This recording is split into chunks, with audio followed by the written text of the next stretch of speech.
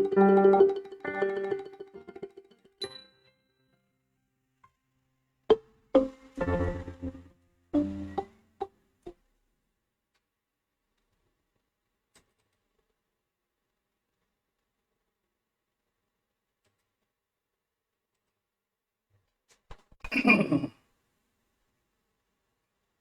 ยกมือ10 นิ้วกราบนอบน้อมบรรดาอภิวาทน้อมระลึกถึงอย่างพระอรหันตสัมมาสัมพุทธเจ้าผู้แสวงหาซึ่งประโยชน์อันยิ่งใหญ่ขอนอบน้อมอย่างพระธรรมคำสอนในศาสนานี้ที่องค์สมเด็จพระสัมมาสัมพุทธเจ้าได้ตรัสแสดงไว้ดีแล้วขอนอบน้อมระลึกถึงอย่างพระสงฆ์สาวกหมู่ใหญ่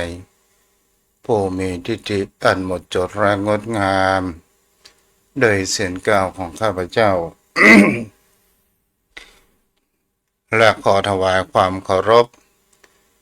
นอบน้อมไว้สามายังครูบาอาจารย์พระเถระเจ้าพระภิกษุสงฆ์สามเณรพระสังฆาธิการสงฆ์สมณศักดิ์บัณฑิตนักปราชญ์ท่านผู้มีความรู้ทุกรูปทุกตนทุกองค์มาด้วยความเคารพ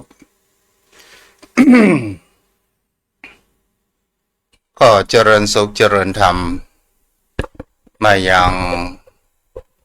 ปออกไม่ออกศรัทธาผู้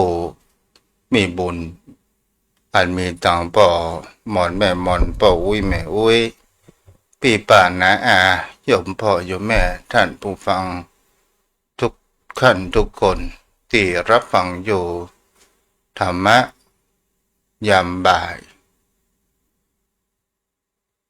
ในทางสถานีวิทยุพระพุทธศาสนาจริยธรรมจังหวัดเชียงใหม่96เมกะเฮิรตซ์โดยการส่งลิงก์สัญญาณไปณอาคารสุเทพสุพรหมครุประชาข้างหอพญาเมืองลายใจกลางเมืองเชียงใหม่โดยความเอื้อเฟื้อป่อโคบรบนามวงผมผู้อำนวยการสถานีวิทยุพระพุทธศาสนาแห่งนี้และขอบคุณในความเมตตาธรรมของท่านอาจารย์ท่านพระมหาประสิทธิ์ประสาธิโกผู้คอยกดลิงก์และส่งสัญญาณวันนี้ก็ถือว่าเป็นวันมงคลที่ปวงชนชาวไทยเราได้รู้ได้รับทราบกันว่าเป็นวันพระราชสมภพขององค์สมเด็จพระนางเจ้าสิริกิติ์พระบรมราชินีนาถพระราชชนนีพระพันปีหลวงที่เราได้ถือกันว่าเป็นวันแม่แห่งชาติคำว่าแม่นั้นเป็นสิ่งที่คนเรานั้นจะได้ให้ความสำคัญมากคำว่าแม่นั้นเป็นเพียงแค่คำเดียวและเป็นคำที่มีความหมายมากกว้าง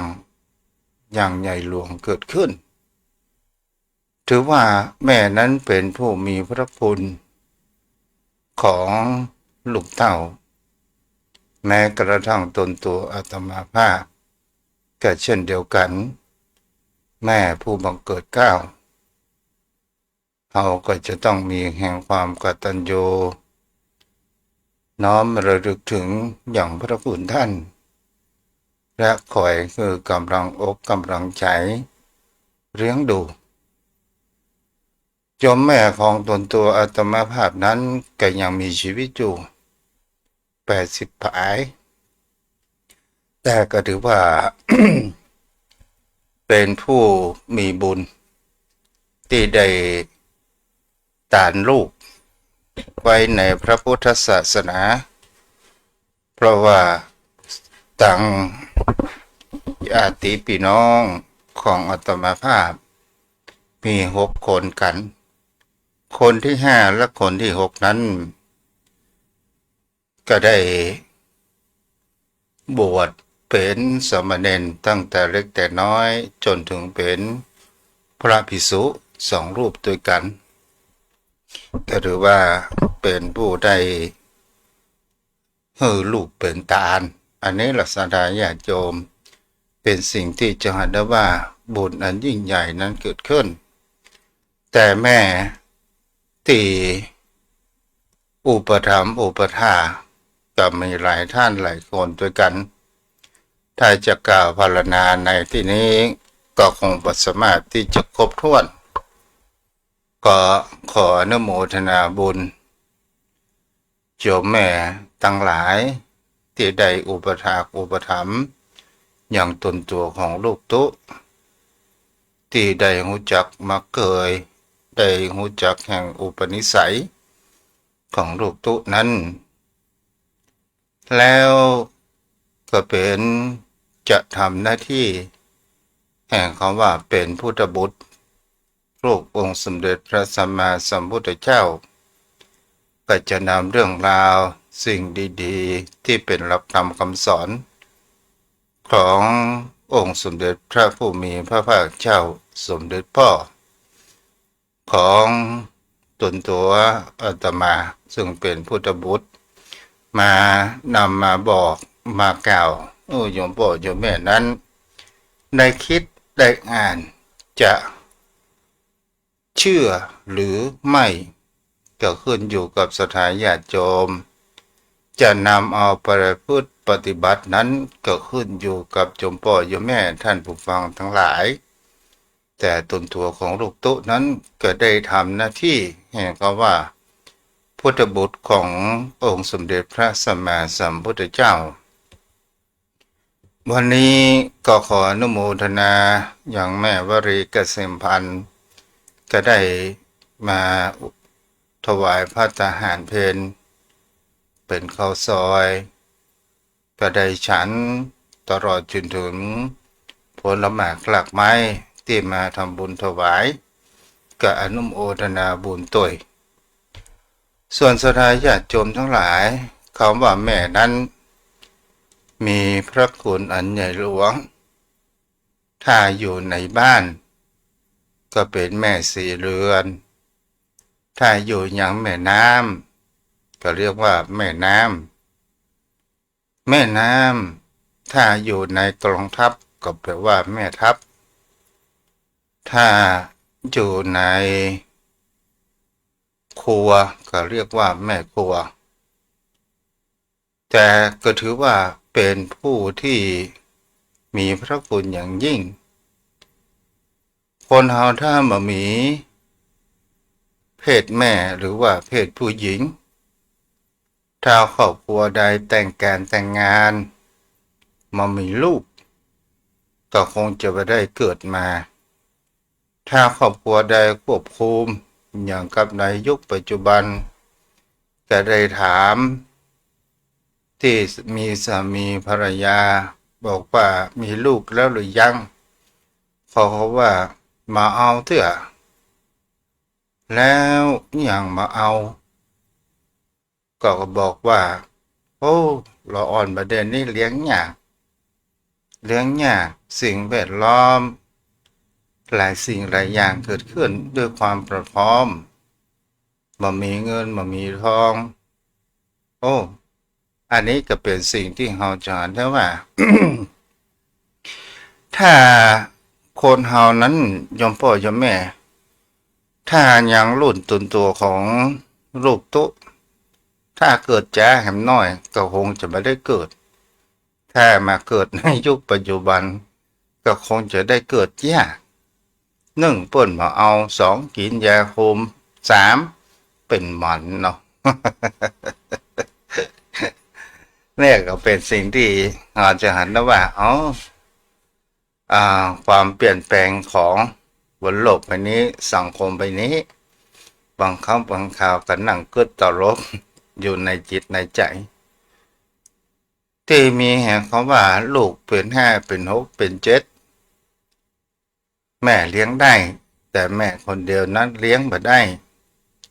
มันก็มีบางครอบครัวสถานญาติโยมทั้งหลายแต่มันก็บ่เสมอไปบางครอบครัว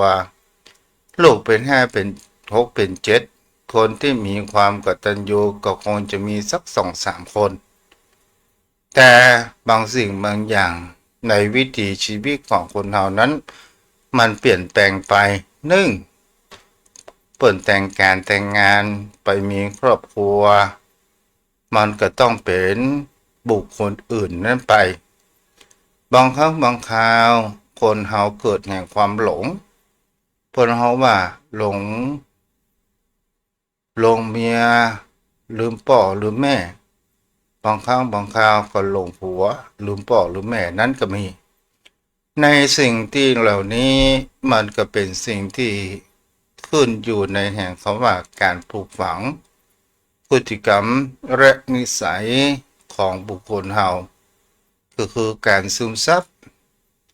ถ้าว่าเป็นรุ่นของตนตัวของอาตมา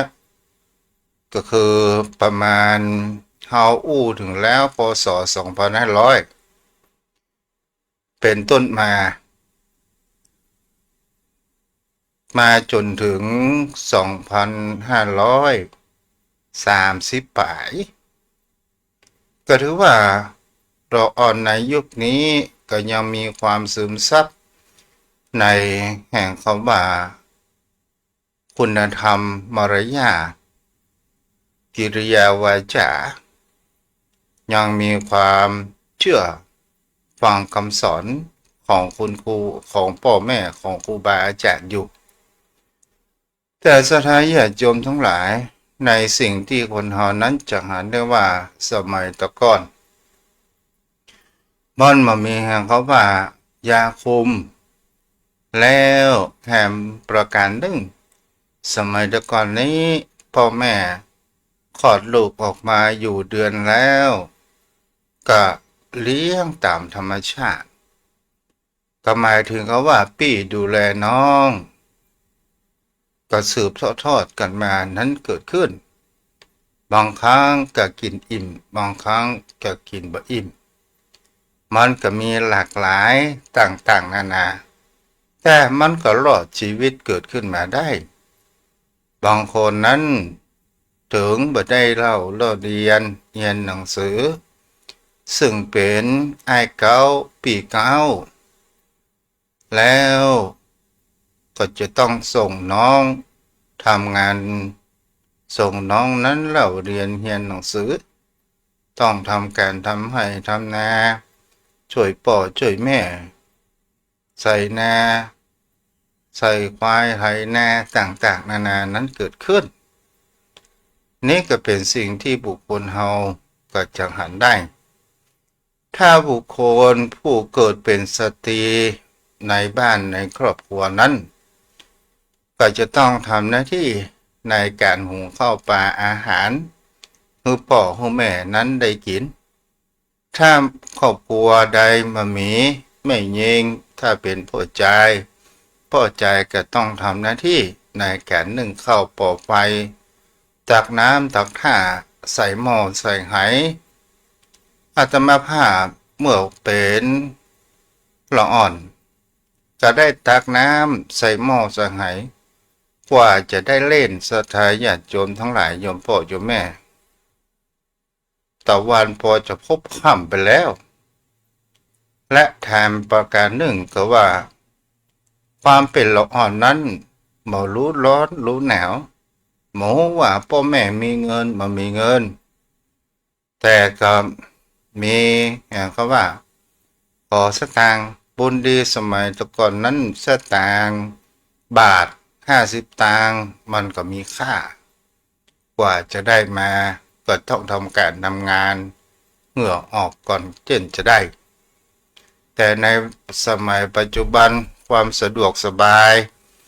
มีการเปลี่ยนแปลงอยู่มากมายร้านค้าสะดวกสบายมีหลายสิ่งหลายอย่าง นี่ก็คือสิ่งที่เราจะหาคือความเปลี่ยนแปลงในที่นี้ก็ขออนุโมทนากับโยมแม่ทั้งหลายที่ได้อุปถากอุปถัมภ์อุปถัมภ์วันนี้ลิ้นหวานเลย อุปถากอุปถัมภ์ยังตนตัวของลูกตุ๊ก็ขออนุโมทนาบุญกับโยมแม่ทุกท่านที่ได้อุปถากอุปถัมภ์ขอให้มีความสุขปราศจากโรคภัยไข้เจ็บ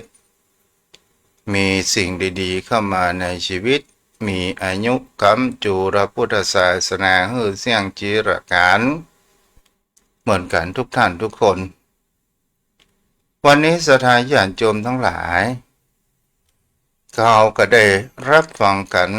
หลากหลายเรื่องหลายราวจากพระภิกษุสงฆ์องค์เจ้าที่ได้ได้จ๋าเกิดขึ้นสถานญาติโยมทั้งหลายความเป็นพระสงฆ์วันนี้จะในแนวให้โยมพ่อโยมแม่ได้เข้าใจสักเล็กสักน้อยในความตื่นตันใจและในความรู้สึกแห่งความเป็นพระสงฆ์องค์เจ้าโยมพ่อโยมแม่พระสงฆ์องค์เจ้าที่บวชเข้ามาก็คือความเป็นลูกของเจ้าบ้านลูกเจ้าบ้านส่วนใหญ่ที่เข้ามาบวชนั้นก็เป็นลูกคนบ่มีสตางค์มีแต่มีน้อยเรียกว่าฐานะยากจนได้เข้ามาบวชเพื่อที่จะได้รับแห่งคำว่าการศึกษาและอบรมบ่มเพาะแห่งพฤติกรรมและนิสัยในตัวบุคคลเฮา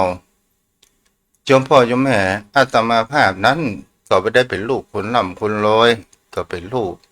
คนฐานะยากจนเช่นเดียวกันแต่วันเวลาที่ผ่านไปในการที่ว่าบุคคลผู้มีบุญที่จะได้มาบวชในพระพุทธศาสนานั้นเป็นสิ่งที่อาตมาภาพก็สังเกตเหมือนกันเมื่อเป็นละอ่อนนั้นก็มีจิตใจตกกับวัดกับป่าเมื่ออยู่เข้าเริ่มเปิ้นเขาว่าประถมปีที่6สถานญาติโยมทั้งหลายบังเอิญคนข้างบ้านนั้นเปิ้นไปบวชแก้บนแต่ก็หมูว่าจิตใจเป็นอย่างใดอยู่บ้านก็ม่วนแล้วคนข้างบ้านก็จวนว่าไปเป็นขโยมอ้ายบออ้ายจะไปบวชแก้บนเดือนเปิ้นเขาว่าในฤดูพรรษานี้3 เดือนมันก็มีแห่เขาว่าอยากจะไปเหมือนจิตใจตกวัดซึ่งบรรดานั้นตอนแรกก็บอกว่าถ้าไปแล้วใครจะทำการทำงานใครจะดูแลน้องซึ่งมีน้องบ่าวที่เป็นทุเจ้าเหมือนกันวันนั้นเขาเป็นละอ่อนอยู่และทีนี้เนี่ยมันก็มีทั้งฝ่ายมารฝ่ายบอกทิศทางให้เฮาดีแม่นั้นบ่อยากจะให้ไปแต่พ่อนั้นก็บอกว่าเดินข้างหน้าไปอย่าไปถอยหลังถ้าไปก็ไปคือมันพดจำจนถึงทุกวันนี้ตั้งแต่บวชเป็นสมณเณรแล้วเนี่ยจิตใจของบุคคลเฮาตกวัดแล้วเนี่ยมันก็มีความด้วยความเป็นสมณเณรตอนแรกก็บวชกัน3 คนและทีนี้เพื่อน2 คนนั้นปุนเพื่อนเหลืองให้จะหมดก็เลยสึกขาลาเพศไปตอนนี้อยู่คนเดียวสถานญาติโยมทั้งหลายเพื่อนเฮาก็ซิกเปิ้นเฮาซิกเฮาก็อยากจะซิกแล้วบุญดีหลวงพ่อแนะนำโดยบอกว่าจะเอาไปอยู่กับลูกของเพิ่นซึ่งเป็นผู้ช่วยเจ้าอาวาสอยู่วัดพระบาทตากผ้า นี่แหละและก็ได้ไปจู่พระบาทตักผ้าซึ่งก็มีสามเณรรุ่นดาวคราวเดียวกันทีนี้มันก็เลยลืมแห่งคำว่าสึกขาละเพศภัยแล้วทีนี้เป็นสิ่งที่เราจะเห็นได้ว่าการอบรมบ่มเพาะแห่งความเป็นวัยรุ่นมันก็ต้องมีการที่มีความคึกขนองเช่นเดียวกันแล้ววันเวลาผ่านไปมีครูบาอาจารย์บอกว่ามาเรียนมหามาเรียนบาลีเป็นบันไดทองของคนจนอาตมาภาพก็ประทับใจ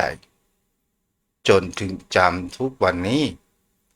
ก็หมายถึงคำว่ามีโอกาสเราก็รีบที่ไขว่คว้าเราเรียนหนังสือกันไปนี่แหละเป็นสิ่งที่เราจะเห็นได้ว่าความเป็นไปแห่งคำว่าผู้มีบุญถ้าคนมามีบุญใจมันตึงประตกวัดตกวาสถานญาติโยมทั้งหลายและมันก็จะบวชมีอย่างกับพัดภาคไปเหมือนผู้ที่เป็นบรรลุเป็นอรหันต์พระอรหันต์พระปิงคิยะที่ไปเสาะผ้าบ่ได้ผ้ามาบวชสักคำงัวกิดตายไปเสียอย่างนี้เป็นต้นนี่แหละเป็นสิ่งที่คนเฮานั้นก็ถือว่ามาอยู่ในจุดตรงนี้เนี่ยก็เป็นสิ่งที่โยมพ่อโยมแม่นั้นได้อุปถัมภ์อุปถากแล้วความเปลี่ยนแปลงแห่งสังคมเนี่ยโยมพ่อโยมแม่บางครั้งบางคราวพระสงฆ์องค์ข้าเจ้าถูกมองไปแห่งเขาว่าพระสงฆ์องค์ข้าเจ้าบางตนบางองค์ที่เปิ้นประพฤติปฏิบัติดีเปิ้นได้บรรลุแห่งเป็นว่าอริยบุคคลพระสงฆ์องค์ข้าเจ้าบางรูปบางตนบางองค์กับมีพรสวรรค์บางเหมือนกันมีการพัฒนาวัดวาอารามเกิดแห่งความเจริญรุ่งเรืองเกิดขึ้นพระสงฆ์องค์ข้าเจ้าบางรูปบางตนบางองค์ก็นำพาสถานญาติโยมประพฤติปฏิบัติธรรมพระสงฆ์องค์ข้าเจ้าบางตนบางองค์จะมีการพัฒนาศักยภาพการด้านการศึกษาพระสงฆ์องค์ข้าเจ้าบางตนบางองค์ก็ชอบในการเผยแพร่มันก็มีหลากหลายเรื่องราวเกิดขึ้นแต่คนเฮาสถานญาติโยมถ้าเฮามองดูดีๆความเป็นพระสงฆ์องค์ข้าเจ้าบางครั้งบางคราวโดนรังแกสังคมรังแกเหมือนกับว่าพระสงฆ์องค์ข้าเจ้านี้บ่มีหัวจิตหัวใจบ่ได้เป็นทำหน้าที่อย่างแท้จริงบางคนก็เข้าใจว่าพระสงฆ์องค์ข้าเจ้านั้นเป็นคนมีเงินมีทองถ้าเป็นระดับครูบาอาจารย์วัดใหญ่วัดหลวงเขาก็บอกว่าเปิ้นอันนั้นก็เป็นสิทธิของแต่ละตนแต่ละองค์อยู่ที่บุญญาบารมีพระสงฆ์องค์ข้าเจ้าอยู่ที่วัดบ้านนอกห่างไกลกันดารอย่างกับข่าวว่าเปิ้นจะตรวจสอบบัญชีวัดบางครั้งบางข่าวสลายญาติโยมทั้งหลายเหมือนกับวัดนี้แท้ที่จริงเป็นนิติบุคคลเหมือนกับว่าเขาก็จะทำอย่างก็ค่อยทำกับวัดกับว่าเขาพอไปว่ามันจะเข้าสู่หลักการที่คนเฒ่าคนแก่เคยอู้เฮากะว่าอนาคตต่อไปพระสงฆ์องค์ข้าเจ้าจะเหลือเพียงแค่ผ้าเหลืองห้อยติ่นหูบ่สามารถที่จะอยู่วัดอยู่วาได้มันจะจริงเท็จแค่ไหนเฮาก็บอกบ่ฮู้ ราะว่ามันเป็นโลกของอนาคตแต่สิ่งที่เราพอในเหตุการณ์ในปัจจุบันก็คือทุกวงการนั้นมีทั้งคนดีและคนเลวทุกที่แต่ทำไมคนเฮานั้นชอบตีเหมารวมสถานญาติโยมทั้งหลายแท้ที่จริงแล้วรักธรรมในศาสนาอื่นใดก็ตามบ่เท่ากับรักธรรมคำสอนขององค์สมเด็จพระผู้มีพระภาคเจ้าของเฮาเพราะว่าเป็นหลักธรรมที่เฮาสามารถนำมาประพฤติปฏิบัติและแก้ไขปัญหาชีวิตในจิตในใจของเฮานั้นให้เกิดความเบาสบายนั้นได้แล้วผู้คนเฮาต่างหากเล่าบางครั้งบางคราวบุคคลที่หากินในศาสนามันก็เป็นเฉพาะพวกผู้กระทำสิ่งเหล่านี้เฮาก็คงจะเป็นสิ่งที่เอามันก็เป็นบางที่บางแห่งเป็นปัจเจกบุคคลบางครั้งบางคราวก็น้อยใจเหมือนกันเนาะสถานญาติโยมทั้งหลาย ตุเจ้ามามีสิทธิ์เลือกตั้งมามีสิทธิ์ที่จะทำใบขับขี่เนี่ยเขาว่าตุเจ้าขับรถได้ก็ขับได้อะขับไปไหนก็ได้แต่ถ้าว่าโดนเหตุการณ์ไปจนเปิ่นจนท่านจนนี่แล้วเนี่ยเฮานี่ถือว่าเป็นบุคคลอันตรายทันทีเลยและก็เป็นโลกวัชชะจาโลกติเตียนมันยอมรับมันก็เป็นไปเช่นนี้แหละศรัทธาญาติโยมทั้งหลายบางสิ่งบางอย่างของคนเฮาเอาละ ได้ระบายลมหน่อยคือกับโยมพ่อโยมแม่รับฟังแล้วเฮาจงมั่นคงในหลักธรรมคำสอนเด้อโยมพ่อโยมแม่คนใดปฏิบัติคนนั้นก็จะได้ความสุขคนเหมือนกับบุคคลเฮาคนใดกินข้าวคนก็อิ่มคนใดบ่กินคนนั้นก็หิวมันก็เป็นเช่นนี้ วันนี้สถานญาติโยมทั้งหลายวันนี้จะอู้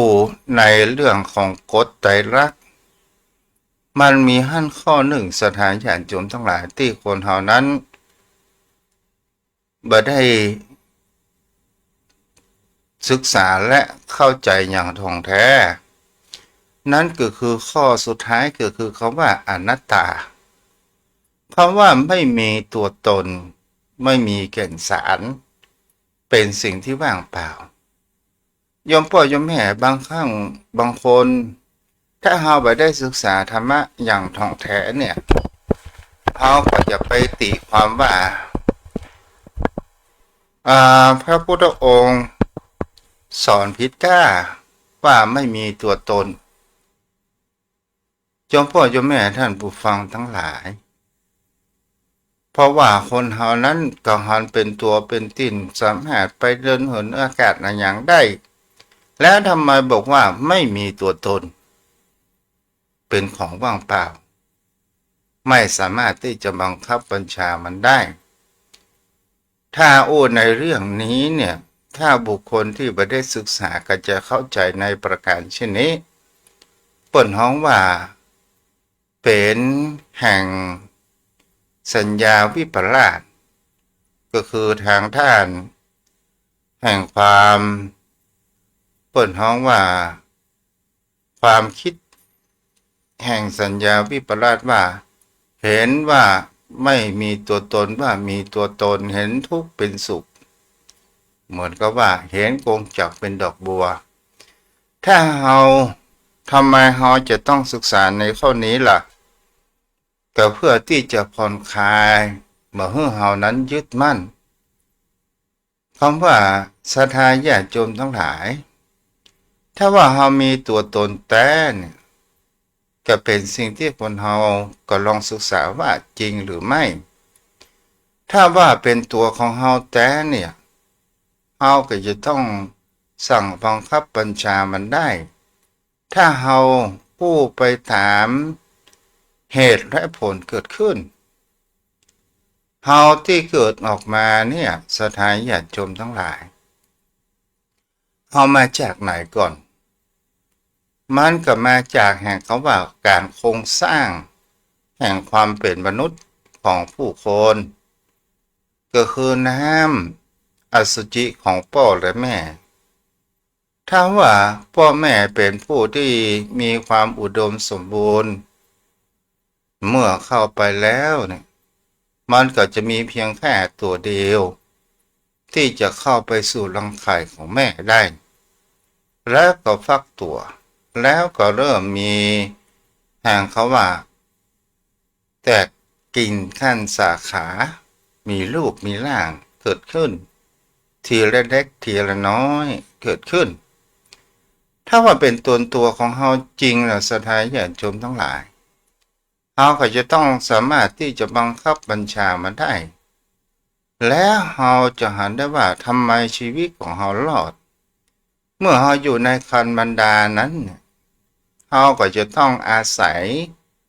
การกินอาหารและหายใจกับแม่สถานญาติโยมทั้งหลายถ้าว่าแม่เฮาเป็นกินขี้เหล้าเมายาบ่ดูแลสภาพร่างกายเฮาออกมาก็เป็นละอ่อนที่บ่ค่อยสมบูรณ์หรือว่าคลอดก่อนกำหนดแล้วก็เป็นสิ่งที่ผู้คนเฮานั้นจะหันได้ว่าเมื่อคลอดออกมาแล้วเนี่ยเฮาก็ยังต้องอาศัยแห่งคำว่าคนหมอทำแยถ้าเป็นตัวของเฮายังบ่ทิพย์ปุ่งเหมือนกับเปิ้นเฮาว่าเหมือนซุปเปอร์แมนออกมาจากคันบรรดาของเฮาแต่เฮาก็ช่วยเหลือตัวเองเฮาก็บ่ได้เมื่อเฮาก็จะต้องอาศัยบุคคลอื่นที่ทำคลอดเมื่อเฮานั้นออกมาแถมประการหนึ่งสถานญาติโยมทั้งหลายเฮาออกมาแล้วเนี่ยเฮาหันว่า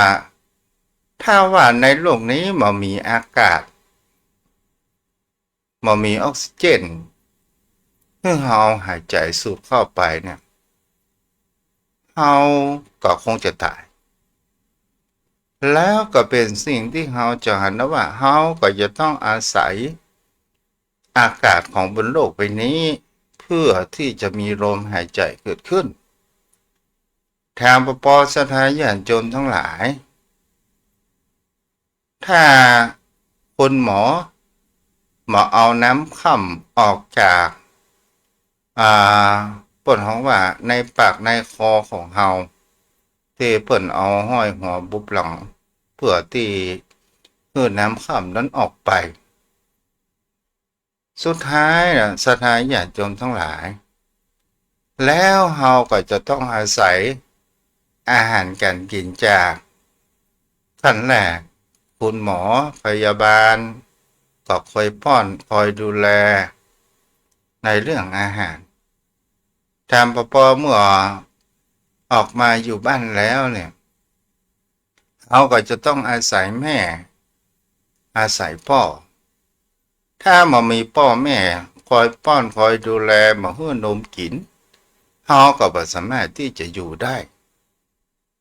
ถ้าว่าเป็นตัวของเขาเนี่ยสถานญาติโยมทั้งหลายเขาก็จะต้องสั่งกินอาหารการกินลุกมานั่งกิน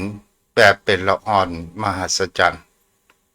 เขาก็จ้องลุกมานั่งกินอาหารการกินต่างๆนานานั้นได้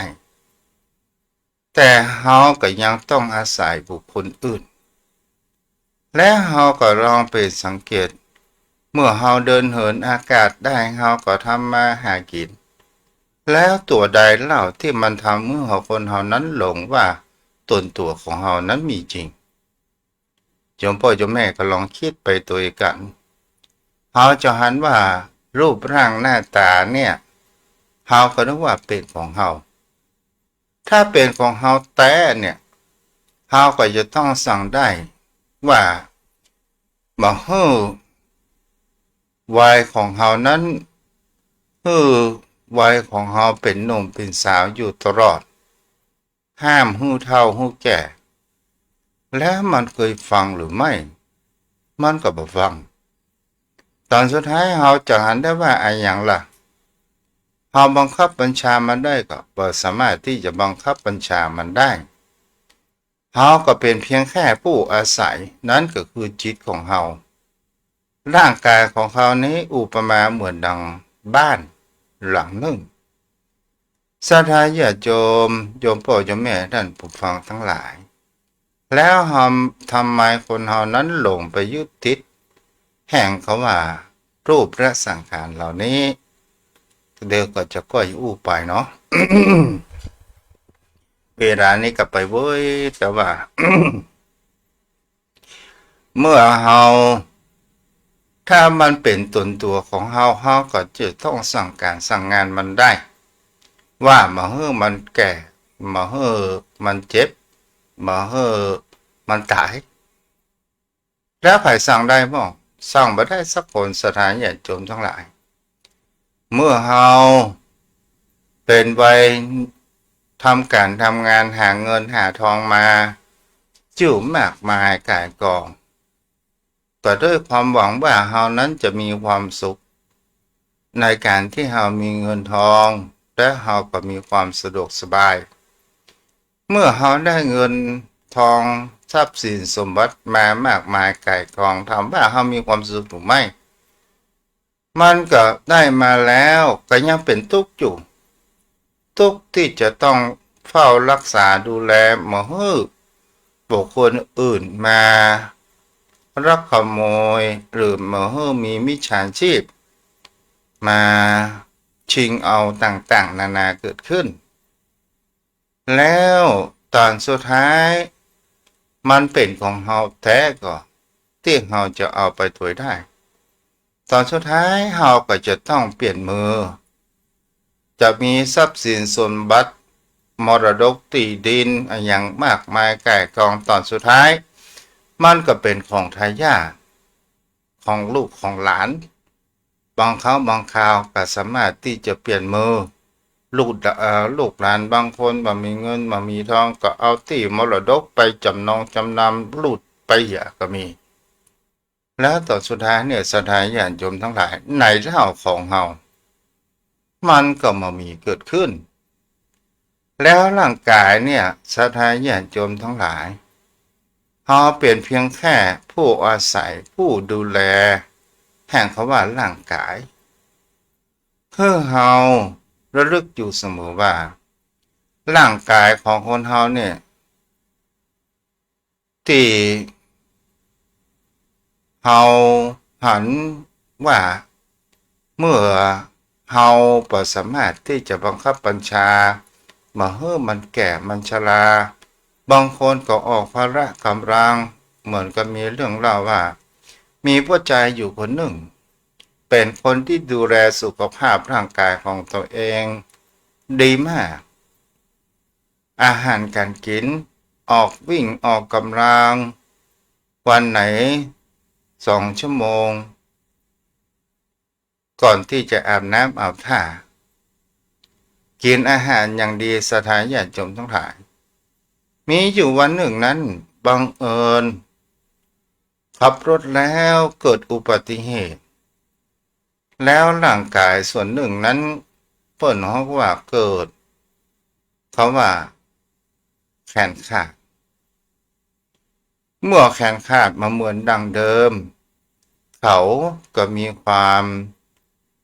นึกและมีความเสียใจว่าแขนของเฮานั้นแล้วก็เกิดความทุกข์ความวิตกต่างๆนานาว่าแขนตัวเองนั้นขาดไปแล้วบุคคลนี้ศรัทธาญาติโยมทั้งหลายเมื่อมีความทุกข์ว่าแขนของเฮานั้นหายไปเสียแล้วและศรัทธาญาติโยมทั้งหลายเมื่อเกิดแห่งความทุกข์ใจแล้วถามหาเรื่องแห่งคำว่าธรรมะถามหาธรรมะแล้วก็ได้ฟังในการบรรยายของพระสงฆ์รูปหนึ่งก็บอกว่าถ้าว่ามัน เป็นของเฮามันก็จะต้องฟังคำสั่งของเฮาว่าห้ามแขนขาดแต่เหตุการณ์ของธรรมชาติอุบัติเหตุเฮาบ่สามารถที่จะกำหนดกฎเกณฑ์มันได้แล้วทีนี้เนี่ยเขาได้ฟังธรรมแล้วว่าทุกสิ่งทุกอย่างมันบ่เที่ยงแท้มาแน่นอนทุกสิ่งทุกอย่างมันบ่ใช่ของเฮาเป็นเพียงแค่ดูแลถ้าสมมติว่าเฮามีบาดแผลแล้วเลือดไหลโซออกมาถามว่าเฮาสั่งให้เลือดหยุดได้ก็เฮาสั่งหยุดก็บ่ได้เฮาก็จะต้องไปเสาะหาทินเจอมาปฐมพยาบาลขั้นต้นเพื่อที่จะมาให้แผลนั้นติดเชื้อแล้วก็ห้ามเลือดถึงเป็นสิ่งที่จะหันได้ว่าเราก็ได้ทำเพียงแค่เป็นผู้ดูแลในร่างกายนี้เท่านั้นเมื่อดูแลไปวันเวลาผ่านไปเฮาก็หันว่าผิวพรรณของเฮานั้นมันก็บ่ผ่องใสมีความเปลี่ยนแปลงไปทุก7 ปีสถานญาติโยมทั้งหลายเฮาก็ลองไปดูสังเกต7 ปีเฮาก็ถ่ายรูปเสื้อหนึ่งแล้วเฮาก็ห้อยข้างฝา7 ปีเฮาก็ถ่ายรูปเสื้อหนึ่งห้อยข้างฝาแล้วเฮาก็มาพอตอนในปัจจุบันยมพ่อยมแม่บางครั้งบางคราวหันรูปตัวเองหล่อเอากันเมื่อสมัยหนุ่มๆตอนนี้ก็เริ่มหน้าตาก็เปลี่ยนแปลงไปตามสภาพการเวลาเกิดขึ้นแล้วมาพอว่าอันนี้กูกะ สถานญาติโยมทั้งหลายบางครั้งบางคราวคนเฮานั้นก็ตกใจอันนี้ก็คือความเปลี่ยนแปลงที่เฮาบอกว่าเซลล์ในร่างกายของคนเราเปลี่ยนแปลงตายไปทุกวันเปลี่ยนไปทุกวันแต่เฮามาหันมันเป็นสถิติมีความดับต่อเนื่องเกิดขึ้นฉะนั้นเนี่ยเป็นสิ่งที่คนเฮาบอกควรที่จะไปยึดมั่นในเรื่องแห่งคำว่ารูปร่างทางกายสังขารของคนเฮาเพื่อที่จะทำให้เฮานั้นเมื่อเกิดแห่งความเบาสบายใจเกิดขึ้นเพราะว่าวิถีชีวิตของคนเฮาเนี่ยมันถึงหลีกหนีพ้นในเรื่องแห่งคำว่าแก่เจ็บตายถ้าเฮาบ่อยากจะให้แก่ให้เจ็บให้ตายเฮาก็จะต้องมาเกิดก็คือไปอยู่เพราะว่าที่เฮาพอแห่งคำว่ารูปเนี่ยมันทำให้ความทุกข์ความเปลี่ยนแปลงความตายความพลาดพลาดเกิดขึ้นได้ก็คือรูปสถานญาติโยมทั้งหลายเฮาบ่อยากจะมีรูปเฮาก็ต้องประพฤติปฏิบัติเข้าสู่มรรคผลนิพพานนั่นแหละมันต้องบ่ได้มาเกิดบ่สุขบ่ทุกข์เป็นแดนนิรันดร์เกิดขึ้นนี้เป็นสิ่งที่โยมพ่อโยมแม่ก็ลองเก็บเอาไปคิดพิจารณากันเด้อถ้าเฮาอู้ง่ายๆว่าไม่มีตัวตนมีแต่ความว่างเปล่าเฮาก็รู้สังเกตบรรพบุรุษของเฮามีกี่คนและเฮาจำให้ได้ว่าต้นตระกูลของเฮาชื่ออะไรหยังไม่มีให้ทราบตราบใดที่เฮาบ่ได้บันทึกและเขียนไว้ทางที่ดีก็จดบันทึกไว้จากคนนี้เป็นลูกของคนนี้ไปแต่งงานคนนี้ได้ลูกออกมาเป็นหลานคนนี้เขียนเป็นตารางมาอย่างนั้นจำได้แต่ถ้าว่าในการจำของคนเฮาเนี่ยมันจำได้ประมาณ3ชั่วอายุคนเท่านั้นพ่อของพ่อเนี่ยเฮารู้จักอยู่แล้วพ่อของพ่ออุ้ยล่ะเฮายังจำได้ก็บางคนก็จำได้ถ้าพ่อของอุ้ยก็เป็นม่อนเฮาก็จะจำได้หรือไม่มันก็จำไม่ได้แล้วว่าเปิ้นชื่อไอ้หยัง แล้วเกิดมาที่ไหนแล้วคำว่าตระกูลเนี่ยนามสกุลเนี่ยมันเกิดมาเมื่อใดสถานญาติโยมทั้งหลายราชการที่6นี่บ่ได้เราก็ยังพอยังบ่ถึงสองได้เพียงแค่100 กว่าปีต้องอันเนาะเอาละวันนี้ พอสมควรแก่เวลาวันนี้ผู้ติดตามรับชมรับฟังทาง Facebook มีพ่อนานกำพลดวงดีนะน้องคนเดิมพ่อนานอินสม แม่ประณียุนดวงเนตรรับฟังอยู่เนาะเอาละที่ติดตาม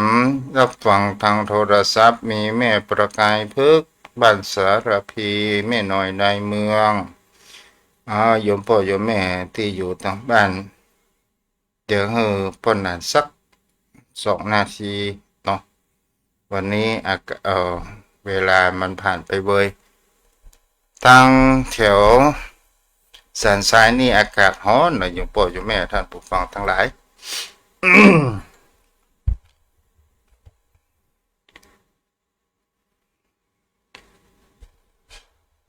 โยมพ่อโยมแม่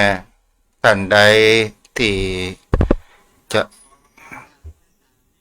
ทานบารมีธรรมท่านพระพุทธเจ้าด้วยความเคารพยิ่งครับ เจ้าพ่อหลาน ท่านพระพุทธเจ้า เจ้า ต้นตระกูลของบุคคลธรรมดานี่มัน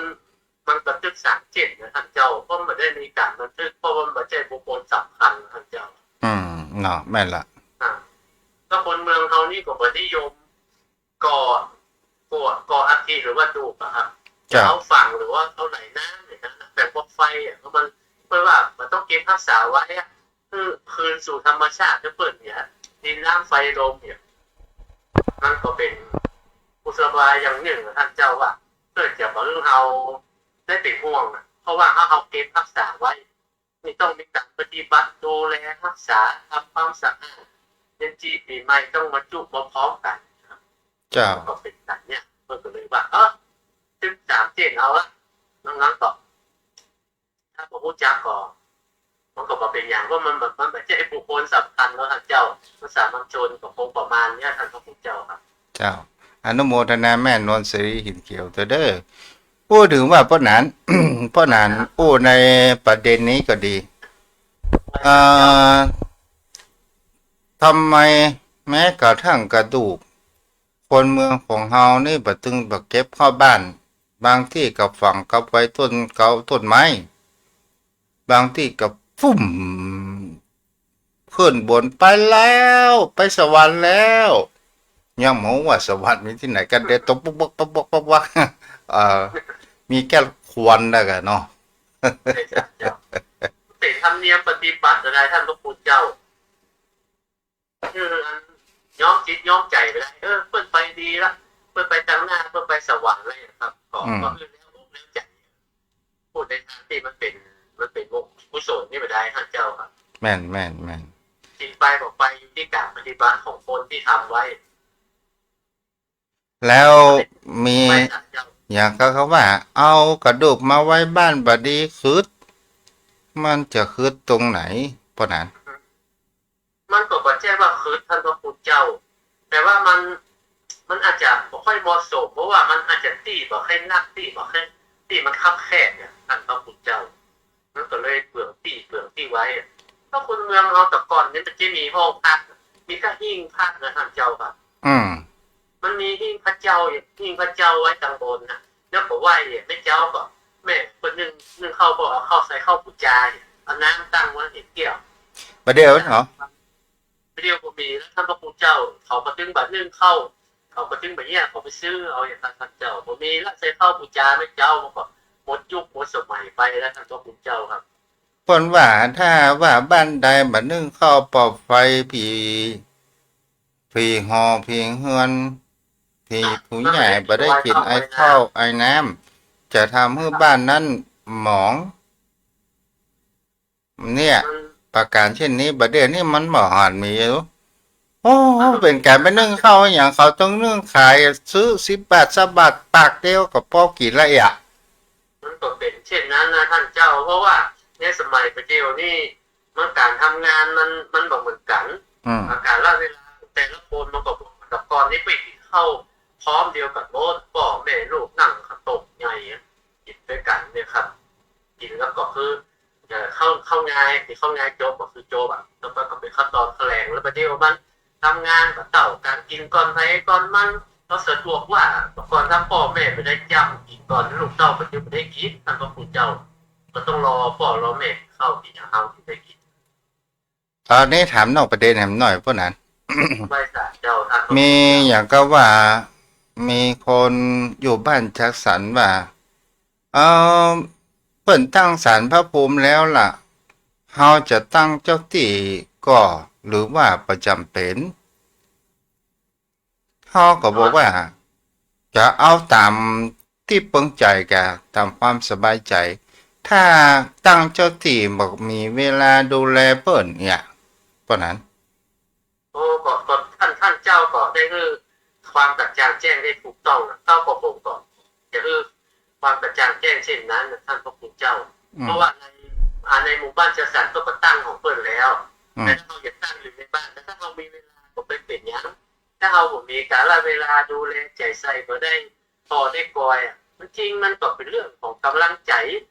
การอุปโลกขึ้นก็ได้ท่านพระคุณเจ้าเพื่อมัน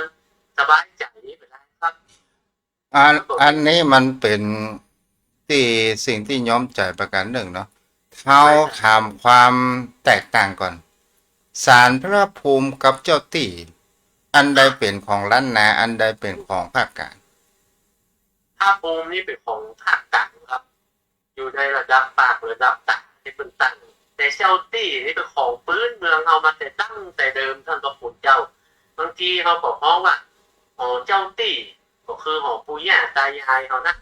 บางทีเปิดบอกฮ้องว่าอันศาลเจ้าที่พ่อปู่แม่ย่ามันก็อู้ไปตามภาษามันศาลเพียงตาพ่องเนาะแม่ที่จริงมันก็มีพระเจ้าตี้ตะก้อนมันเปิดจะยุ่งยากยังท่านพระคุณเจ้าบางทีก็เอาไม้ตีปะข้างบนก็มุ้งสังกะสีอยู่มาให้ดีนะพอหูว่าเป็นหอเจ้าตีเจ้มีอย่างพิธีอย่างครับที่ให้ที่นานี่กับไม้แป้นตีครับแล้วก็วางก่อนกินข้าวก็วางเจ้าตีก่อนอีเนาะวางเจ้าตีอยู่อันที่หัวให้หัวนาที่สันนาอันเนี้ยครับที่มีอย่างนั้นใช้พิธีพิธันมาเดียวครับแล้วก็มาเดียวมันอย่างแล้วก็เป็นธุรกิจการค้าการขายก็ตามเมื่อมันดูดีเปิ้นโม้เปิ้นเหมาะนะเปิ้นงามเปิ้นเหมาะงามดีก็เพิ่มใจก็ไปซื้อไปอย่างมาเดียวมันก็จึงมีขายนะเยอะแยะท่านอย่างดีก็หนังกับแน่ลำไยนี่บนเจ้าตีเนาะ หัวหมูเนาะกลายไปแคบหมูไปเสียแล้ว การบนบานศาลเก่านี่มันเป็นการขอวิงวอนนะท่านพระคุณเจ้าจริงในศาสนาเฮาบ่มีการวิงวอนการอ้อนวอนเนี่ยมีการตั้งอธิษฐานนี่มีเพราะว่าตั้งอธิษฐานก็ตั้งจิตใจตั้งมั่นจะกระทำในสิ่งนี้อันนี้เป็นของรับพุทธพอเป็นการตั้งใจอธิษฐานตั้งใจกระทำคืออธิษฐานวิงวอนนี่มันเป็นของพราหมณ์ตัวปนั้นครับวิงวอนนี่มันไม่ใช่ครับมันมาจากของพราหมณ์นะครับผมเจ้าแต่ศาสนาเขานี่อยู่ที่การกระทำถ้าลงมือกระทำก็จะได้ไปตามผลตามเหตุของมันนะถ้ามันก็จะได้นักน้อยที่ค้านหรือได้น้อยนะครับไปตามเหตุตามผลนะครับมันมีสิ่งใดจะได้มาด้วยการขอการอ้อนวอนท่านพระคุณเจ้าโอ้ถึงว่าถ้าว่าการอ้อนวอนถ้าเอาเป็นเจ้านี่นะโอ้กำลังรับนั่นมาแหมละมีเรื่องเล่าครับที่เขาไปอ้อนวอนพอถึงไปบนบานสันกล่าวเจ้าที่เมื่อจะถึงใกล้วันที่1ก็ดีใกล้วันที่16ก็ดีเข้าไปอ้อนวอนและบนบานสันกล่าวถ้าว่าถูกหวยรางวัลที่1จะเอาหัวหมูอย่างมาเลี้ยงทีนี้เนี่ยเจ้าที่ตนแรกก็คือเขานั้นถูกที่นี้ชาวบ้านชาวจองก็หลังลือกันมาของหวยคันนี้ถูกนักละถูกนักถูก จนเจ้าตี้แกนอึกแกนแอกแล้วผมพอมามีเวลาที่จะพักผ่อน เจ้าตี้ก็ไปหาหมอ หมอก็บอกว่า โอ้ พักผ่อนน้อย แล้วปอดอักเสบ กินทูบนะกินทูบเนี่ยมันเป็นอย่างนั้นนะท่านเจ้ามันเป็นเรื่องจริงนะแต่เดี๋ยวนี้ในวิหารในที่ศาลาบำเพ็ญบุญแม้กระทั่งงานขาวดำเปิ้นของงดการจุดธูปมันแสบหูแสบตาเนี่ยท่านพระคุณเจ้ามันใส่น้ำหอมมันใส่สารใส่กลิ่นนี่ก็พวกมันเข้าหูเข้าตาแสบโมท่านเจ้าท่านก็เลยว่าเปิ้นก็เลยงดท่านเจ้าแบบให้จุดต่าง จะอ่ะเอาเอาไว้ที่เราปัญหาเนาะ พระองค์จริงครับท่านกัลยาณมิตรญาติธรรมทุกท่านศึกษาธรรมะไปพร้อมๆกันนะครับขอให้มีความสุขในการฟังธรรมเพื่อจะนำมาปฏิบัตินะครับขอพระคุณครับสวัสดีครับ ชาอนุโมทนาเด้อวันนี้บ่ได้อู้ได้จากกันเด้อโยมพ่อโยมแม่เวลาไม่เหลือแล้ว เอาไว้เพียงเท่านี้เด้อขอเนื่องในวันแม่แห่งชาติขอโยมพ่อโยมแม่มีสุขภาพร่างกายแข็งแรงเด้อเป็นร่มโพร่มไทรของลูกของหลานต่อไปจับนานเท่านั้นอายุวโนสุขังพระลัง